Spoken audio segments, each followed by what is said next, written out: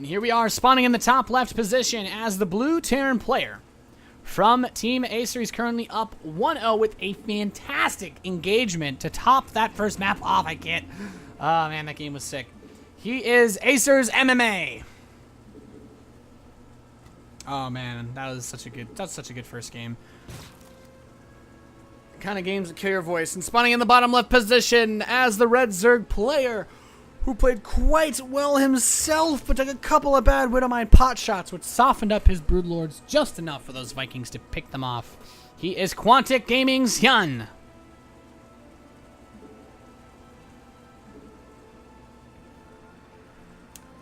Man, what a good match this has been. I think this would have been the one that everyone was looking forward to, much like a lot of people are looking towards Thorazane, Luciferon in yesterday's match. By the way, of course, if you guys missed those games, the VODs of those will be up very soon. You can catch all sorts of that stuff in the info below the stream title. I do appreciate all you guys tuning in. It does look like we're going to have a slow start to this game with a Command Center first build from MMA. So, quick, brief recap so far of today's matches. We had a 2-0 victory for MMA over Millennium's Ghost User to put him in this winner's match. And Quantic HyuN had a 2-0 victory over Evil Genius's HyuN. So we are in the second game of the winner's match. The loser of this match will play the winner of HyuN versus Ghost User. And yeah, so if MMA wins this second game, he will advance to the Russian Starleague Season 5 playoffs. If HyuN wins, then of course we're just going to go to a third game, and that will be the determining game. But really great series we've had here so far. HyuN is going to go for a gas before spawning pool, so it does look like he might be trying to get a little bit aggressive, and I think this is something that would be kind of cool to see. HyuN is known for his early aggression. In the last game, we honestly didn't see that much of it. He went for the roaches to defend the Hellbat drops, and one of the things I would love to just give HyuN credit for again, and I can't stop mentioning this, is he's been defending so well. Aggression. He defended against the drops from MMA so well until the very last stages of this series, really, of that game. He just really just held himself together, especially versus Huck's Harass. So getting on the aggressive side, I think, is a good decision. HyuN is kind of known for that. He really likes going for roach-based play in Zerg versus Terran, so I wouldn't be surprised to see him go for a fast Roach Warren before Zergling speed even. But he is just going to get speed. He's going to keep one drone on his gas. Once speed gets closer to finishing, or maybe halfway done, we could see him throw down a Roach Warren and try to go for some sort of speedling roach timing. Or it could just be speed, and that's the cool thing about HyuN, is his strategies. He can play so aggressively. He is not the kind of guy that you want to blindly go 3 command centers versus. You can't really afford to take too many risks when you're playing versus him. But then he can also play the late macro game that we saw in the last map.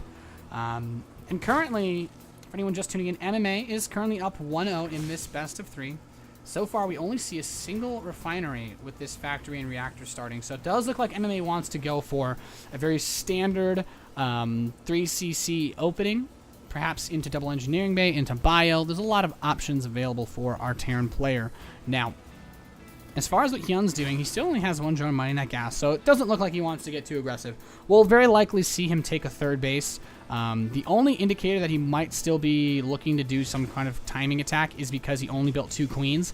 Oftentimes, we'll see Zerg players move up to 3, 4, perhaps even sometimes 5 or 6, just so that they can get out a lot of creep spread, a lot of extra macro stuff, but he saved up a lot of money. He will get the third hatchery and now take a second geyser.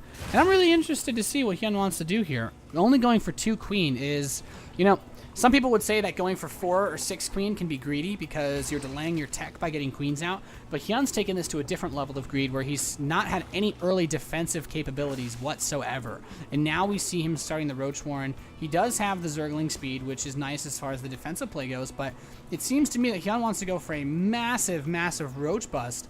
Perhaps off of these 3 bases. He's taking the third base just as a matter of checking, and also because he knows when MMA comes over with his Hellions, he will check for that base.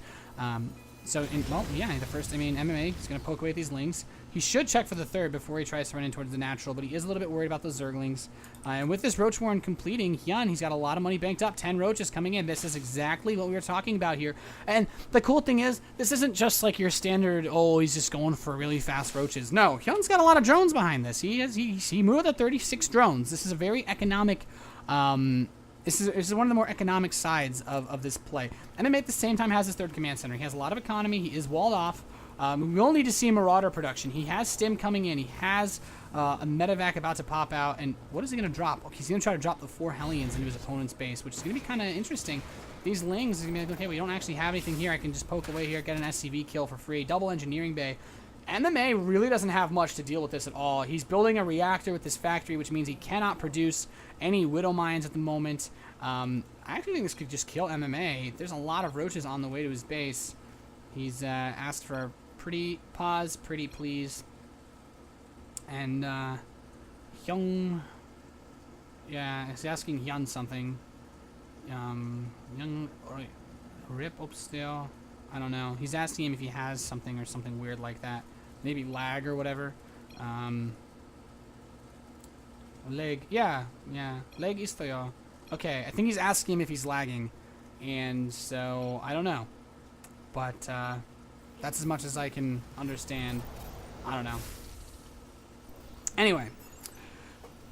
Here comes this push from HyuN, and NMA's greedy build. Banelings on the way too, as well as a lot of Zerglings. This is going to be very tough to hold. I don't know, man. This is going to be rough. He's not even walled in his main base. They're going to be able to run in.